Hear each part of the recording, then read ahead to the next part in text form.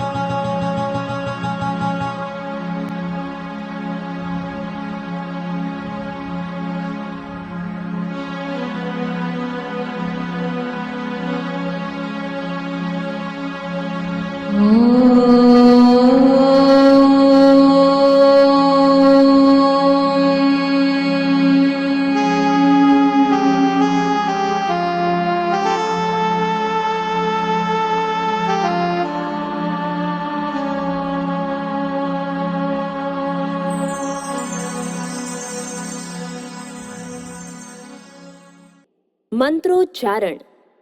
मन अशुभ विचारों की ओर बार बार जाता है, उसे शुभ विचारों की ओर लाने के लिए मंत्र जप बहुत सहायक है।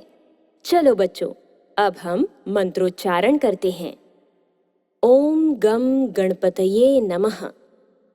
ओम श्री सरस्वत्यै नमः। ओम श्री गुरुभ्यो नमः। अब गणपति जी की स्तुति करते हैं। वक्रतुंड महाकाय सूर्यकोटि समप्रभ निर्विघ्नं कुरु मे देव सर्वकार्येषु सर्वदा। अब करेंगे गुरु प्रार्थना। श्री गुरु गीता में आता है, विद्या गुरुदेव के मुख में रहती है और वो गुरुदेव की भक्ति से ही प्राप्त होती है। सद्गुरु भगवान की भक्ति प्राप्त करने के लिए उनके चरणों में प्रणाम करते हुए गुरु प्रार्थना करेंगे। गुरुर् ब्रह्मा गुरुर् विष्णु गुरुर्देवो महेश्वर गुरुर् साक्षात् परब्रह्मा तस्मै श्री गुरवे नमः।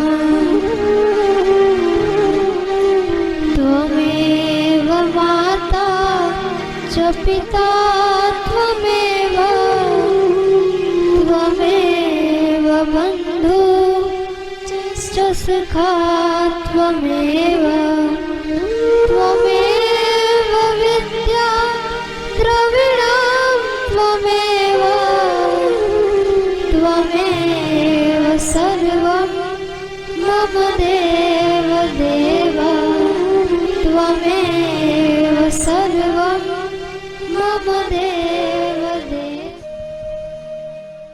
त्राटक। जिस प्रकार हम सूर्य की बिखरी हुई किरणों को बिलोरी कांच की सहायता से केंद्रित कर कागज को जला सकते हैं, उसी प्रकार त्राटक से मन और मस्तिष्क की सभी शक्तियों को एकाग्र करके किसी भी लक्ष्य को पा सकते हैं।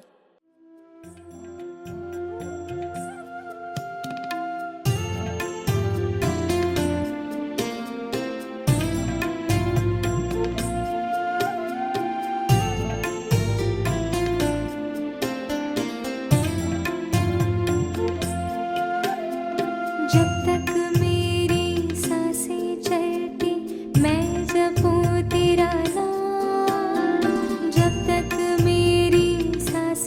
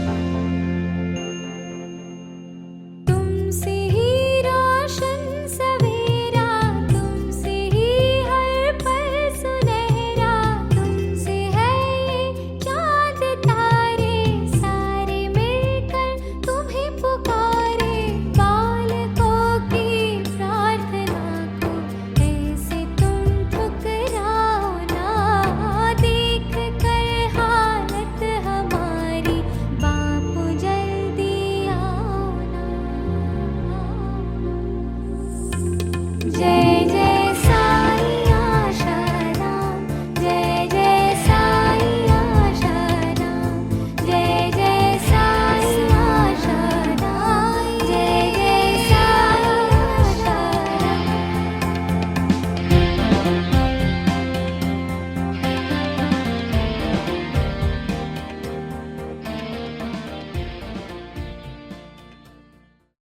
सुविचार। आज का सुविचार है, जीवन में सर्वांगीण सफलता की अचूक कुंजी है अंतर्मुखता। आओ सुने कहानी। बच्चों, आ गया कहानी का समय। सत्र के प्रारंभ में आपको बताया था कि हम आपको एक सच्चे सम्राट से मिलवाएंगे। आखिर उनमें ऐसा क्या था कि वे सम्राट चक्रवर्ती सम्राट से भी बड़े सच्चे सम्राट बन गए? तो चलो शुरू करते हैं आज की कहानी। कहानी का शीर्षक है सच्चा सम्राट। कहानी प्रसंग। ज्योतिष विद्या का एक प्रकांड पंडित कहीं से गुजरा और वहां किसी के पैरों के निशान देखकर दंग रह गया कि ये पदचिन्ह तो किसी चक्रवर्ती सम्राट के पदचिन्ह हैं। सामुद्रिक लक्षण जानने वाले ज्योतिषी ने सोचा, एक चक्रवर्ती सम्राट इस रास्ते से और नंगे पैर गया? सम्राट यदि जाए तो सवारी पर जाए एवं साथ में सेना हो, किंतु ये पदचिन्ह तो एक ही व्यक्ति के हैं। क्या मेरा ज्योतिष मुझे धोखा दे रहा है? उसने उन पदचिन्हों का अनुसरण किया। अंत में उसने देखा कि एक भिक्षुक ध्यान में बैठा है और वहीं जाकर पदचिन्ह समाप्त हुए हैं। उसने थोड़ी देर इंतजार किया। भिक्षुक जब ध्यान से उठा तो ज्योतिषी ने कहा, लगता है आज मेरा ज्योतिष झूठा पड़ गया। ये पदचिन्ह तो किसी सम्राट के हैं और आप एक भिक्षुक। वे भिक्षुक और कोई नहीं, महावीर स्वामी स्वयं थे। ज्योतिषी की बात सुनकर वे बोले, राजा की क्या पहचान है? ज्योतिषी, राजा अकेला नहीं होता है, लेकिन आप अकेले हैं। महावीर, नहीं, निर्विकल्प ध्यान रूपी पिता मेरे साथ है, अहिंसा रूपी मेरी माता मेरे साथ है, ब्रह्मचर्य रूपी भाई मेरे साथ है और अनासक्ति रूपी बहन मेरे साथ है।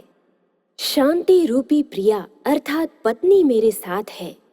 विवेक रूपी पुत्र मेरे साथ है और क्षमा रूपी पुत्री मेरे साथ है। उपशम रूपी घर और सामान मेरे साथ हैं।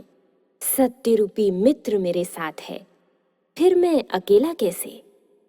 ज्योतिषी, अब मुझे समझ में आया कि सामुद्रिक लक्षण केवल बाह्य चीजों पर ही आधारित नहीं होते। मनुष्य में बहुत सारी संभावनाएं छुपी हुई हैं। वो अगर उसका सदुपयोग करता है तो सच्चा सम्राट बन जाता है। राजा की सेना तो सीमित होती है, लेकिन आपकी शुभ तरंगें राजा की सेना से भी ज्यादा दूर तक फैली रहती हैं।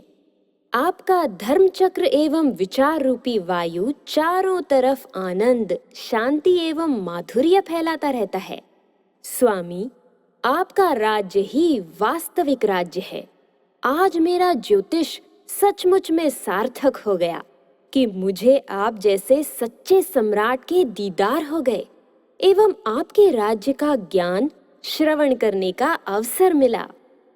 कहानी से संबंधित प्रश्न आपसे कुछ ही देर में पूछे जाएंगे।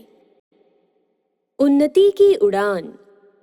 वास्तव में ब्रह्मवेता सद्गुरु के आश्रय के सिवाय किसी भी साधन से कामना नाश साध्य नहीं है, क्योंकि गुरु आश्रय रहित साधन से तो और भी अभिमान बढ़ने की संभावना बढ़ जाती है। किंतु यदि कामना नाश के उद्देश्य से सद्गुरु को समर्पण किया जाए, अपनी इच्छाओं को सद्गुरु की इच्छा में विलीन कर दिया जाए, तो मन की ममता, आसक्ति सहज में ही हट जाती है तथा कामना का अभाव सहज साध्य हो जाता है, जो कि बड़े बड़े साधनों से भी असाध्य है। प्राणवान पंक्तियां। वो कौन सा उपदा है जो हो नहीं सकता, तेरा जी न चाहे तो हो नहीं सकता। छोटा सा कीड़ा पत्थर में घर करे इंसान क्या दिले दिलबर में घर न करे? स्वास्थ्य सुरक्षा, आदर्श दिनचर्या जीवन विकास और सर्व सफलताओं की कुंजी है एक सही दिनचर्या। सही दिनचर्या द्वारा समय का सदुपयोग करके तन को तंदुरुस्त, मन को प्रसन्न एवं बुद्धि को कुशाग्र बनाकर बुद्धि को बुद्धिदाता ईश्वर की ओर लगा सकते हैं। सूर्योदय से पूर्व ब्राह्म मुहूर्त में उठें। शौच स्नान आदि के बाद ध्यान, प्राणायाम, जप, सद्ग्रंथों एवं शास्त्रों का पठन करना चाहिए। सूर्य को अर्घ्य देना, योगासन व व्यायाम करना चाहिए। माता पिता एवं गुरुजनों को प्रणाम करना चाहिए। भोजन के पहले भगवान को प्रार्थना करनी चाहिए। भोजन स्वास्थ्यकारक, सुपाच्य व सात्विक करें। अच्छा संग, खेलकूद व अध्ययन करना चाहिए। शाम को संध्या के समय प्राणायाम, जप, ध्यान करना चाहिए। रात्रि को भोजन के बाद थोड़ा टहलें। सोने से पूर्व सद्गुरुदेव, इष्ट देव का ध्यान करें।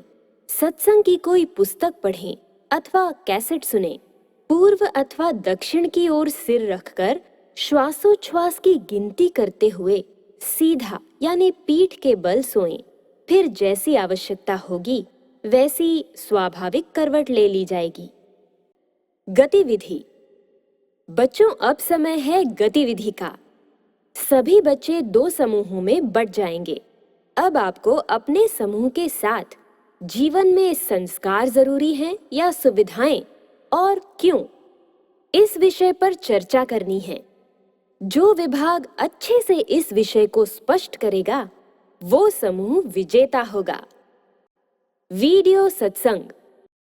बुद्धि का नाश कैसे होता है और बुद्धि का विकास कैसे होता है, विद्यार्थियों को तो खास समझना चाहिए ना। बुद्धि के विकास का साधन है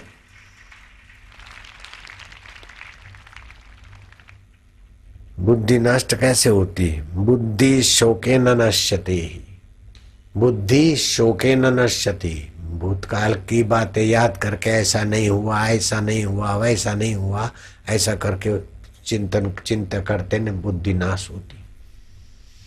और मैं ऐसा करके ऐसा बढ़ूंगा, ऐसा बनूंगा, ऐसा बढ़ूंगा, ये चिंतन तो बुद्धि नाश तो नहीं करता लेकिन बुद्धि को भ्रमित कर देता।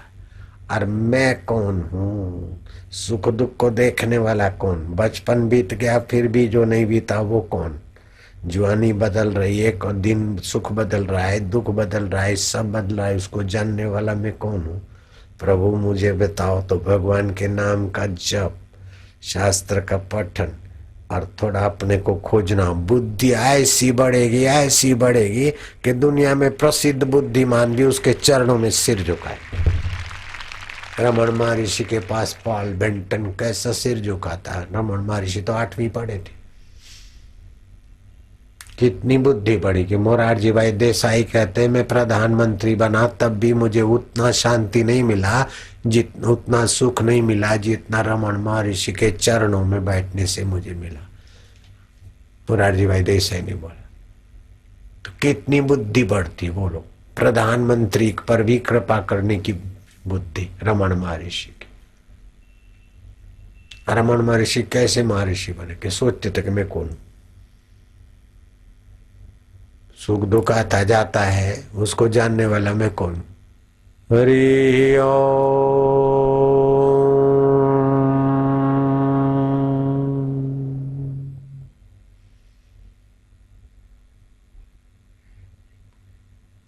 हरि ओम।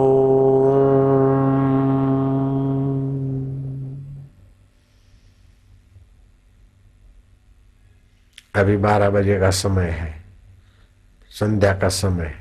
जप करने से, ध्यान करने से बुद्धि का विकास होता है। जरा जरा बात में दुखी काहे कौन है? जरा जरा बात में प्रभावित काहे कौन है? ये मिल गया, क्या है? मिल गया तो क्या है? ज्यादा सुखी होना, ज्यादा दुखी होना ये कम बुद्धि वाले का काम है। जैसे बच्चे की कम बुद्धि होती तो जरा सा चॉकलेट में, जरा सा चीज में खुश हो जाता है, जरा सी चीज हटी तो दुखी हो जाता है। लेकिन जब बड़ा होता है तो 4 आने के चॉकलेट आए तो क्या, गया तो क्या। ऐसे संसार के जरा जरा सुविधा में जो अपने को भागशाली मानता है उसकी बुद्धि विकास नहीं होता।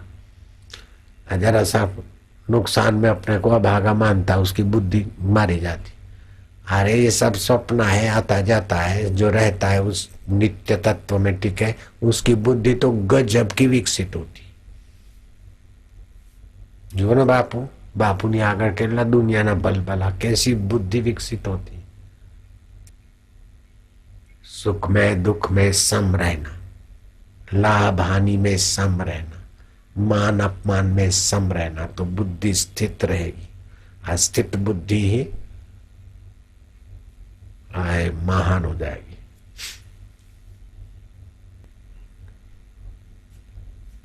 प्रतिदिन भगवान का ध्यान करना। बुद्धि बढ़ाने के 4 तरीके। एक तो शास्त्र का पठन, दूसरा भगवान नाम जप करके फिर भगवान का ध्यान,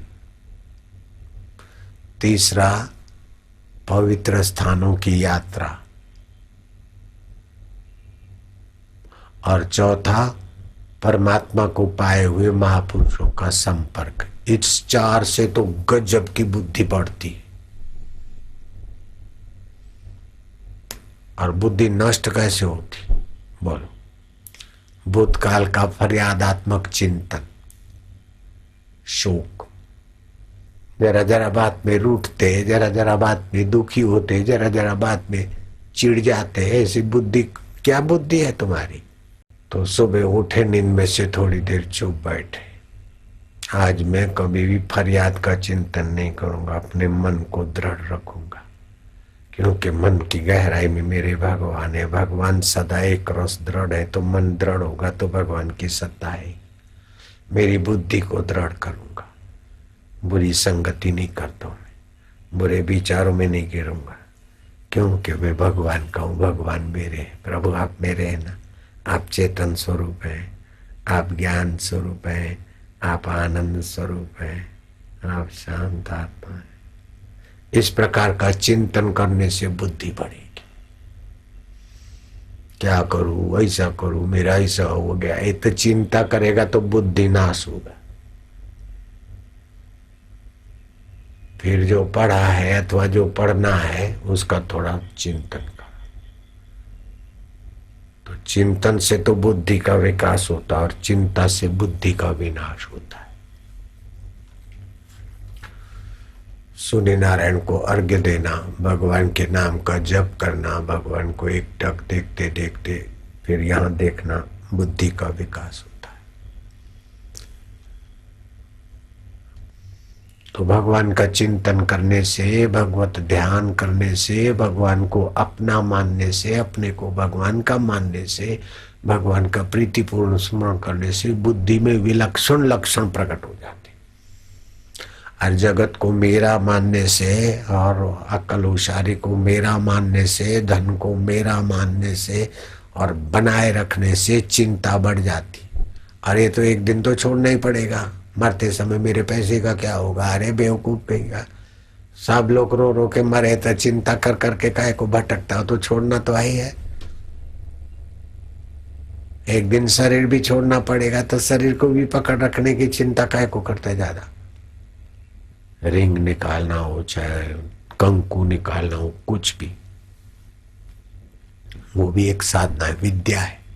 हाँ, सब अपनी अपनी जगह पर अच्छा है, लेकिन आत्मा परमात्मा को पाने की विद्या के आगे सब छोटी विद्या है। जैसा ज्ञानेश्वर ने आत्मविद्या पाई ना, भगवान राम ने, श्री कृष्ण ने जो आत्मविद्या दिया और पाया, वो सबसे ऊंची विद्या है। तो हम तो उसी में लगे, ये सब नहीं किया। आत्मविद्या सबसे बड़ी विद्या है जो अर्जुन को श्री कृष्ण ने दिया था और भगवान राम ने हनुमान को दिया था और समर्थ रामदास ने शिवाजी को दिया था। वो जो मैं तुमको आत्मविद्या देना चाहता हूं। मरने के बाद नहीं, वर्तमान में ही दुख मिटा देवे, रोग मिटा देवे, शोक मिटा देवे, चिंता मिटा देवे, भय मिटा देवे, और अपनी अमरता का अनुभव करा दे, वह आत्मविद्या है। सा विद्या या विमुक्त है, विद्या वही जो बंधनों से, दुखों से, अज्ञानता से मुक्त कर दे, वह विद्या। इसीलिए हम ध्यान योग शिविर करते, ताकि खास खास साधकों को थोड़ा ध्यान कराए, उनको चस्का लगे तो उस विद्या को पाने के लिए मजबूत हो जाएंगे, तो हो जाएंगे पार। ज्ञान का चुटकुला। अध्यापक छात्र से, राघव तुम बड़े होकर क्या बनोगे? राघव, सर मैं आपकी तरह शिक्षक बनूंगा। अध्यापक, बहुत अच्छे, तुम एक अच्छे और होनहार लड़के हो, लेकिन तुम शिक्षक क्यों बनना चाहते हो?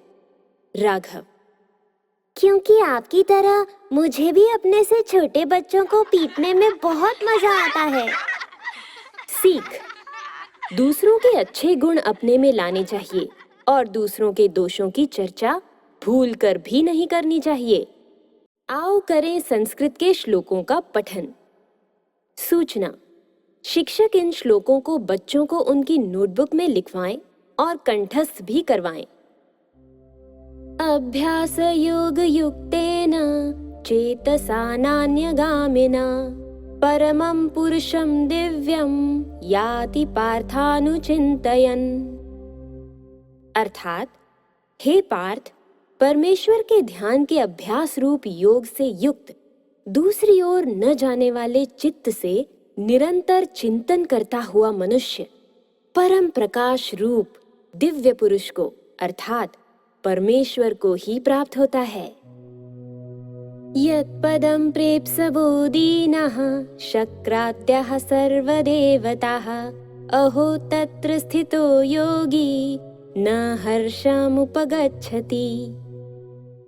अर्थात, जिस पद को पाए बिना इंद्रादि देव अपने को रंक मानते हैं, उस पद को पाकर ज्ञानी को हर्ष नहीं होता है। ये भी एक आश्चर्य है। ज्ञानवर्धक पहेली। अब आ गया पहेली का समय। पहेली का उत्तर कमेंट बॉक्स में लिखने के लिए आपको सिर्फ 40 सेकंड मिलेंगे। दो दुबले कोल्हू के बैल, दो पड़े कांच की जेल, चक्कर 12 मील लगाए किंतु जेल से निकल न पाए।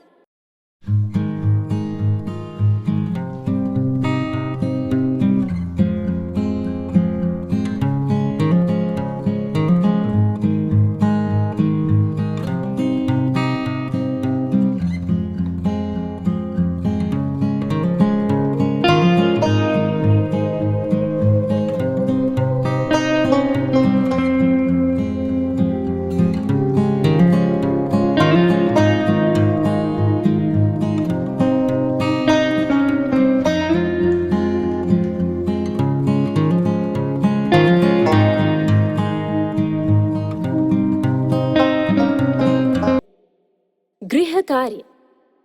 इस बार का गृह कार्य कुछ अलग है। सभी बच्चों को अपनी नोटबुक में गृह कार्य करने के फायदे और गृह कार्य न करने के नुकसान लिखकर आना है। कम से कम 7 वाक्य होने चाहिए। कहानी पर आधारित प्रश्नोत्तरी। पहला प्रश्न, महावीर स्वामी जी का धर्म चक्र एवं विचार रूपी वायु चारों तरफ क्या फैलाता है? दूसरा, ज्योतिषी का ज्योतिष कब सार्थक हुआ? सत्संग पर आधारित प्रश्नोत्तरी।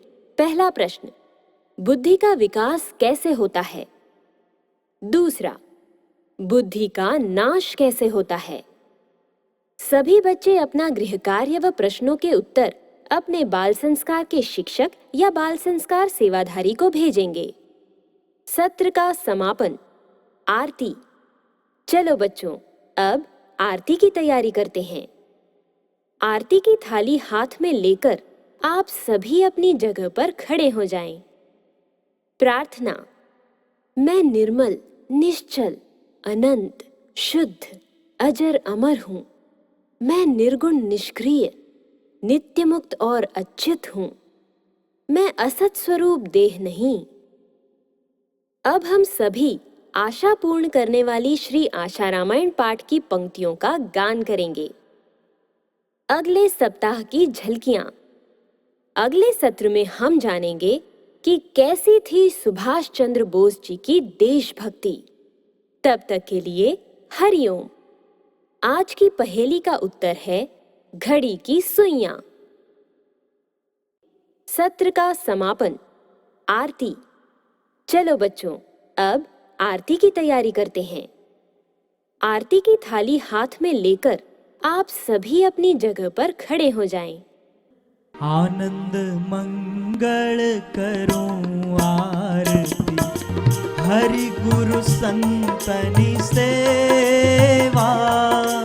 आनंद मंगल करूं आरती, हरि गुरु संतनि सेवा। प्रेम धरीने मारे मंदिरे पधारो, प्रेम धरीने मारे मंदिरे पधारो। सुंदर सुखड़ा लेवा वाला, सुंदर सुखड़ा लेवा। आनंद मंगल करूं आरती, हरि गुरु संतनि सेवा। जेने आंगणे तुलसी नो क्यारो, जेने आंगणे तुलसी नो क्यारो। शालिग्रामनि सेवा, शालिग्रामनि सेवा।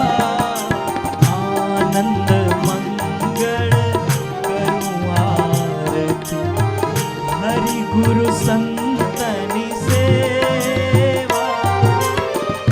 68 तीरथ संतों न चरण रे, 68 तीरथ गुरु जी न चरणे। गंगा यमुना रेवा वाला, गंगा यमुना रेवा। आनंद मंगल करूं आरती, हरि गुरु संतनि सेवा। संत मळे तो महासुख पाऊं, संत मळे तो महासुख पाऊं। गुरु जी मळे तो मेवा वाला, गुरु जी मळे तो मेवा। आनंद मंगल करूं आरती, हरि गुरु संतनि सेवा। कहे प्रीतम जने हरि छेवाला, कहे प्रीतम जने हरि छेवाला। हरि ना जन हरि जेवा वाला, हरि ना जन हरि जेवा। आनंद मंगल करूं आरती, हरि गुरु संतनि सेवा। आनंद मंगल करूं आरती, हरि गुरु संतनि सेवा। स्वामी मोहे ना विसारियो, चाहे लाख लोग मिल जाए। हम सम तुमको बहुत हैं, तुम सम हमको नाही। दीन दयाल को विनती, सुनहो गरीब नवाज। जो हम पूत कपूत हैं, तो है पिता तेरी लाज। हरि हरि ओ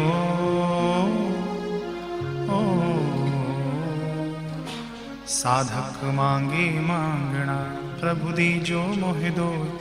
बापू हमारे स्वस्थ रहे, आयु लंबी हो, दर्शन जल्दी हो। हरि हरि ओ